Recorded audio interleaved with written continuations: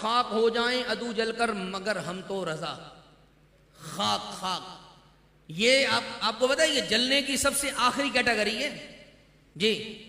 लकड़ी को जब आप जलाने का इरादा करते हैं ना तो सबसे पहले वो क्या पकड़ती है? आग। आग लगाते हैं तो जलती है ना भाई। जब वो बुझेगी तो बताए लकड़ी, जो लकड़ी जल रही थी अब क्या सूरत इख्तियार करेगी? पहले कोयला बनेगी। बोले क्या बनेगी? कोयला। लेकिन क्या हुआ, वो इतनी जली कि कोयला भी खत्म हो गया। तो अब कोयला खत्म होने के बाद क्या बनेगी? राख। कोई जगह होती है ना, हम वहां जाते हैं बहुत सारी राख पड़ी हुई होती है, हमें इस बात की अलामत हो रही होती है कि यार यहां लकड़ियां जली हैं, सही है। और फिर क्या होता है, कुछ दिनों के बाद उस राख का धुआं, गरमाइश खत्म होती है, फिर मैं और आप उसको पांव से रोनते हुए जाते हैं। बोलो ऐसा होता है नहीं होता? फिर यहां तक के चल चल के ऊपर नीचे होकर के वो राख क्या होती है? खाक में बदल जाती है। आला ने क्या फरमाया?